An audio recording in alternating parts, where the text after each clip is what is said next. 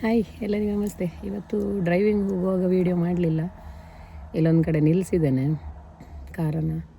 ಸ್ವಲ್ಪ ಬೇಗನೆ ಹೊರಟಿದ್ದೆ, ಹಾಗಾಗಿ ಇವತ್ತಿನ ವಿಷಯ ಏನಂತ ಹೇಳಿದರೆ ಸಮಾನತೆ.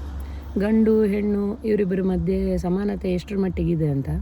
ನನಗೆ ಆ ಟಾಪಿಕ್ ಯಾಕೆ ಬಂತು ಅಂತ ಹೇಳಿದ್ರೆ, ಮೊನ್ನೆ ನಾವು ಸಮ್ಮರ್ ಕ್ಯಾಂಪ್ ಮಾಡಿದಾಗ ಅಲ್ಲಿ ಒಬ್ಬರು ಸಂಪನ್ಮೂಲ ವ್ಯಕ್ತಿಗಳು ಬಂದಿದ್ದರು.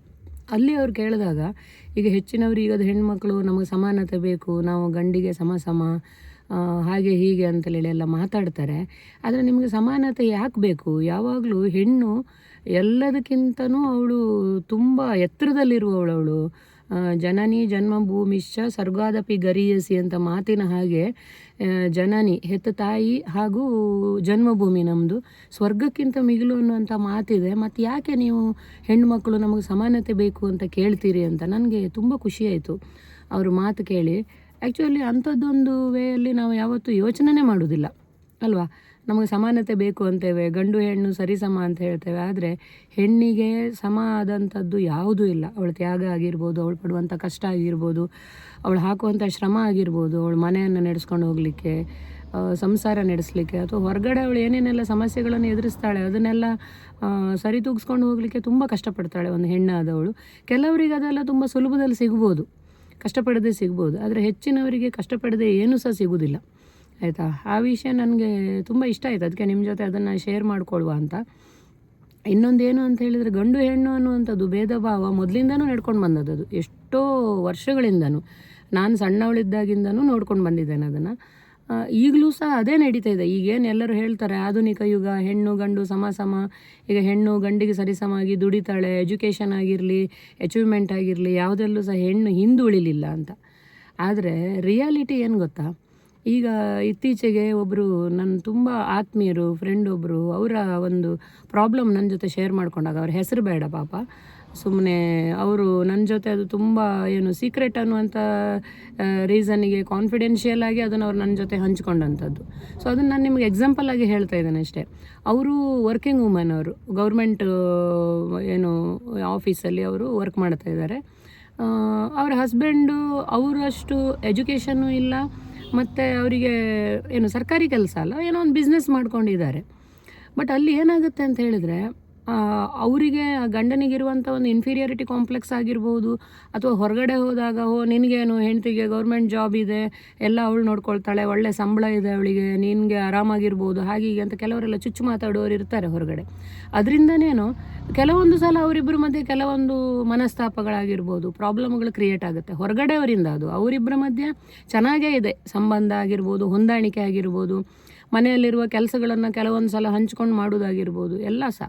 ಆದರೆ ಅವರು ಒಂದು ಇನ್ಸಿಡೆಂಟ್ ಅವ್ರು ಮೊನ್ನೆ ನನ್ನ ಹತ್ರ ಶೇರ್ ಮಾಡಿಕೊಡೋದು, ತುಂಬ ಸಣ್ಣ ವಿಷಯ, ಆದರೆ ಅದು ಎಷ್ಟು ದೊಡ್ಡ ಇಂಪ್ಯಾಕ್ಟ್ ಆಯಿತು ಅಂತ ಹೇಳಿದರೆ ಅವ್ರ ಮನಸ್ಸಿನ ಮೇಲೆ. ಅವ್ರು ಹೇಳುವಾಗ ಲಿಟ್ರಲಿ ಕಣ್ಣಲ್ಲಿ ನೀರು ಹಾಕಿದ್ರು, ಆಯಿತಾ, ಆ ವಿಷಯದ ಬಗ್ಗೆ. ಹೀಗೆ ಅವರು ಒಂದಿನ ಕೆಲಸಕ್ಕೆ ಹೊರಡುವಾಗ ತಿಂಡಿ ತಿನ್ನಲಿಕ್ಕೆ ಹಾಕ್ಕೊಂಡು ಕೂತ್ಕೊಳ್ತಾರೆ ಪ್ಲೇಟಲ್ಲಿ. ಅದೇನಾಗುತ್ತೆ, ಒಂದು ಲೇಟ್ ಆಗಿರುತ್ತೆ ಅವರಿಗೆ, ಟೈಮು ತುಂಬ ಆಗೋಗಿರುತ್ತೆ, ತಿಂಡಿ ಸೇರ್ತಾ ಇರಲಿಲ್ಲ ಅವರಿಗೆ. ಸೊ ಅವ್ರು ಏನು ಹೇಳ್ತಾರೆ, ಜಸ್ಟ್ ಅವ್ರ ಹಸ್ಬೆಂಡ್ ಹತ್ರ, ನನಗಿದು ಸೇರ್ತಾ ಇಲ್ಲ, ಒಂದು ಚೂರು ತೆಗೆದು ಅದನ್ನು ಪ್ಲೇಟಲ್ಲಿದ್ದದನ್ನು ನಾಯಿಗೆ ಹಾಕಿಬಿಡಿ ಹೊರಗಡೆ, ಸಂಜೆ ಬರೋ ತನಕ ಅದಲ್ಲೇ ಇರಬೇಕಲ್ವ ಟೇಬಲ್ ಮೇಲೆ ಅನ್ನುವಂಥ ರೀಸನ್ನಿಗೆ. ಬಟ್ ಅಷ್ಟು ಸಣ್ಣ ವಿಷಯಕ್ಕೆ ಅವ್ರ ಗಂಡ ರಿಯಾಕ್ಟ್ ಮಾಡಿದ ರೀತಿ ಇದೆ ಅಲ್ವಾ. ನೀನು ಏನು ತಿಳ್ಕೊಂಡಿದ್ದೀನಿ ನನ್ನನ್ನು, ನಾನು ಮನೆ ಕೆಲಸದವಳ, ನಿನ್ನ ಮನೆ ಕೆಲಸದವನ ನಾನು, ನೀನು ತಿಂದುಬಿಟ್ಟು ಎಂಜಲೆಲ್ಲ ನಾನು ಕ್ಲೀನ್ ಮಾಡಬೇಕಾ, ನೀನು ತಿಂದುಬಿಟ್ಟ ಎಂಜಲ್ ಪ್ಲೇಟೆಲ್ಲ ನಾನು ತೊಳಿಬೇಕಾ, ಹಾಗೆ ಹೀಗೆ ಅಂಥೇಳಿ ಅದೊಂದು ಸಣ್ಣ ವಿಷಯ ತುಂಬ ದೊಡ್ಡ ಲೆವೆಲಿಗೆ ಹೋಯಿತು. ಅವರು ಅದನ್ನು ತುಂಬ ಮನಸ್ಸಿಗೆ ತಗೊಂಡ್ರು ಸಹ. ನನ್ನ ಹತ್ರ ತುಂಬ ಬೇಜಾರಲ್ಲಿ ಅವ್ರು ಹೇಳ್ಕೊಂಡ್ರು, ಯಾಕೆ ಈ ಥರ ಆಗ್ತಾಯಿದೆ ಮೇಡಮ್, ನಮ್ಮಿಬ್ಬರ ಮಧ್ಯೆ ಯಾವತ್ತೂ ನನಗೆ ಗೌರ್ಮೆಂಟ್ ಜಾಬ್ ಇದೆ, ಅವರಿಗೆ ಸರಿಯಾದ ಜಾಬ್ ಇಲ್ಲ ಅಂತ ನಾನು ಯಾವತ್ತೂ ಸಹ ನಡ್ಕೊಳ್ಳಿಲ್ಲ, ಯಾರ ಎದುರಿಗೂ ಸಹ, ನನ್ನ ನೆಂಟರಿಷ್ಟ್ರ ಎದುರಿಗಾಗಿರಲಿ, ಮಕ್ಕಳ ಎದುರಿಗಾಗಿರಲಿ, ಹೊರಗಡೆ ಆಗಿರಲಿ, ಹೊರಗಡೆ ಸೊಸೈಟಿಯಲ್ಲಿ ಯಾರ ಎದುರಿಗೂ ಸಹ ನಾನು ಆ ಥರದ್ದೆಲ್ಲ ತೋರಿಸ್ಕೊಳ್ಳಿಲ್ಲ ಎಲ್ಲೂ ಸಹ. ನನಗೆ ಅವ್ರ ಬಗ್ಗೆ ತುಂಬ ರೆಸ್ಪೆಕ್ಟ್ ಇದೆ. ಆದರೂ ಸಹ ಅವ್ರು ಯಾಕೆ ಆ ಥರ ಯೋಚನೆ ಮಾಡ್ತಾರೆ ಅಂತೇಳಿ ಹೇಳಿ ತುಂಬ ಅವರು ಬೇಜಾರು ಮಾಡಿಕೊಂಡ್ರು ನನ್ನ ಹತ್ರ. ಆದರೆ ಅದಕ್ಕೆಲ್ಲ ನಾವೇನು ಸೊಲ್ಯೂಷನ್ ಕೊಡ್ಬೋದು ಹೇಳಿ.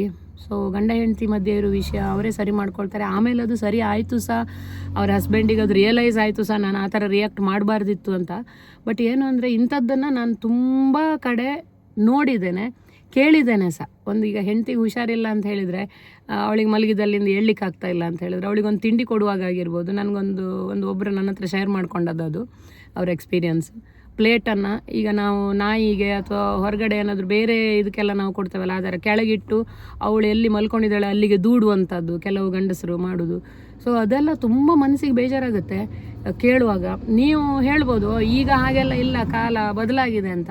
ಖಂಡಿತ ಕಾಲ ಬದಲಾಗಿದೆ, ಆದರೆ ಕೆಲವೊಂದು ಕಡೆಗಳಲ್ಲಿ ನಡೆಯುವಂಥದ್ದು ನಮಗೆ ಯಾರಿಗೂ ಗೊತ್ತಾಗೋದಿಲ್ಲ. ಹೆಣ್ಮಕ್ಳು ಅದನ್ನು ಹೊರಗಡೆ ಹೇಳ್ಕೊಳ್ಳೋದಿಲ್ಲ.